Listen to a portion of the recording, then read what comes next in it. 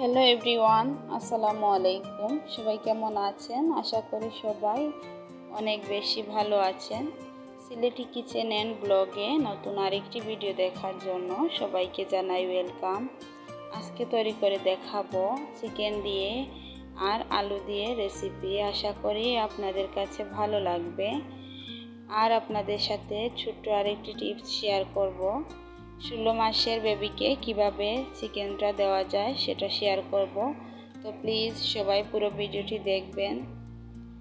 আর ভিডিওটি দেখার আগে একটি লাইক দিয়ে পুরো ভিডিওটি কন্টিনিউ করবেন।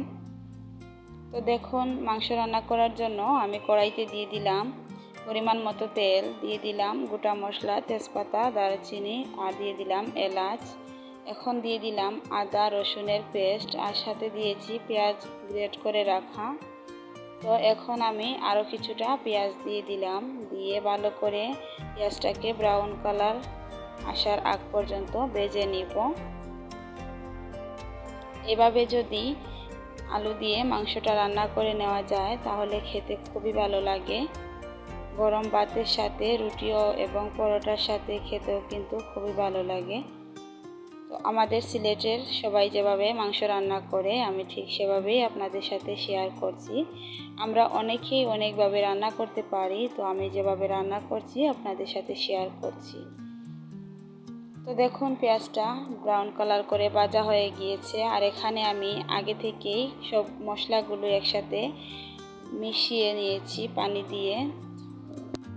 তো এখানে আমি দিয়েছি 1 চা চামচ মরিচের গুঁড়া, 1/2 চা চামচ হলুদের গুঁড়া, দিয়েছি 1/2 চা চামচ ধনিয়া গুঁড়া, দিয়েছি 1/2 চা চামচ জিরার গুঁড়া আর দিয়েছি 1/2 চা চামচ গরম মশলার গুঁড়া। দিয়ে ভালো করে আমি অল্প একটু পানি দিয়ে মশলাটাকে মিশিয়ে রেখে দিয়েছিলাম।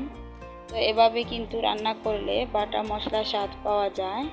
আগের দিনে যেভাবে মশলা পাটায় পিষে রান্না করা হতো ঠিক সেভাবেই এই মশলাটা যদি আপনি অনেকক্ষণ আগে থেকে পানি দিয়ে মিক্স করে রেখে দেন তাহলে বাটা মশলার যেই স্বাদটা তরকারিতে পাওয়া যায় ঠিক ওই মশলা দিলেও কিন্তু কিছুটা বাটা মশলার স্বাদ পাওয়া যায়। তো আমি চেষ্টা করি মাংস রান্না করার সময় এভাবে মশলাটা মিক্স করে রান্না করতে।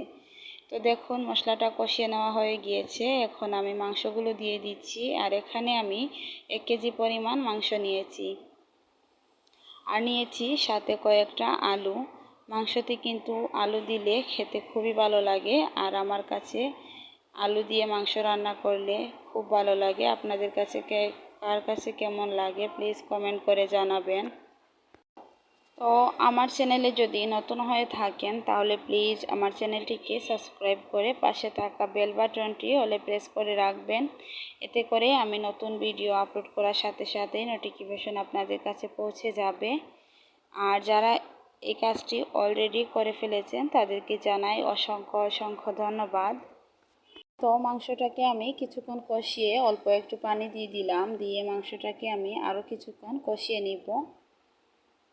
তো এখন দেখুন, আমি আলুটা অ্যাড করলাম। তো এখন আলু দিয়ে ঢাকনা দিয়ে রেখে আমি কিছুক্ষণ রান্না করে নিব। আর অফ ক্যামেরায় আমি অনেকবার মাংসটাকে নেড়ে দিয়েছিলাম। নেড়ে না দিলে কিন্তু মাংসটা তলায় লেগে যেতে পারে, আর তলাতে যদি লেগে যায় তাহলে মাংসটা খেতে ভালো লাগবে না। তো দেখুন, আবারও আমি ঢাকনাটা উঠিয়ে নেড়ে ছেড়ে দিচ্ছি। তো এইভাবে যদি মাংস দিয়ে আলুটা রান্না করে নেওয়া যায় তাহলে কিন্তু খেতে খুবই সুস্বাদু হয়। আর আমার কাছে এভাবে মাংস দিয়ে আলু রান্না করলে খেতে খুবই ভালো লাগে। তো দেখুন, এখন আমি মাংসটাকে আরও 5 মিনিটের মতো রান্না করে নিব। নিয়ে আমি মাংসের মধ্যে ঝোলের পানি অ্যাড করব। তো দেখুন, আলুটা মোটামুটি সিদ্ধ হয়ে গিয়েছে। এখন আমি এই পর্যায়ে মাংসের মধ্যে ঝোলের পানিটা অ্যাড করে নিব। আর অবশ্যই এখানে গরম পানি দিতে হবে। গরম পানি দিলে কিন্তু মাংসটা তাড়াতাড়ি সিদ্ধ হয়ে যাবে আর মাংসটা খেতেও ভালো লাগবে। তো দেখুন, আমি এর মধ্যে 2 কাপ পরিমাণ গরম পানি অ্যাড করে নিলাম। নিয়ে মাংসটাকে আমি কিছুক্ষণ জাল করে নিব। তো এভাবে করে কিন্তু মুরগির মাংস দিয়ে আলুটা রান্না করে নেবেন। আর আমার আজকের রেসিপিটা আপনাদের কাছে কেমন লেগেছে প্লিজ কমেন্ট করে জানাবেন। তো আজকের রেসিপিটা মাংস দিয়ে আলু রান্না আমি খুবই সহজভাবে আপনাদের কাছে তুলে ধরেছি। তো এখন দেখুন মাংসটা নামানোর আগে আমি আরও হাফ চা চামচ গরম মশলার গুঁড়া দিয়ে দিলাম, এতে করে খুবই সুন্দর একটা ফ্লেভার আসবে।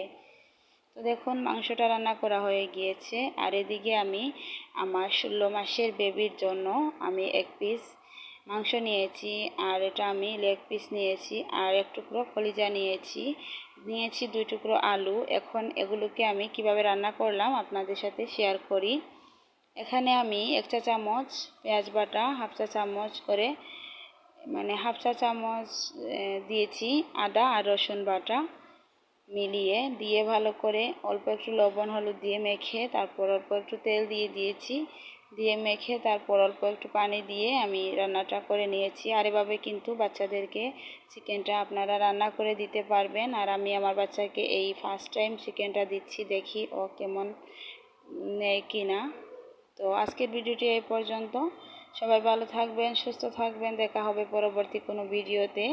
আল্লাহ হাফিজ।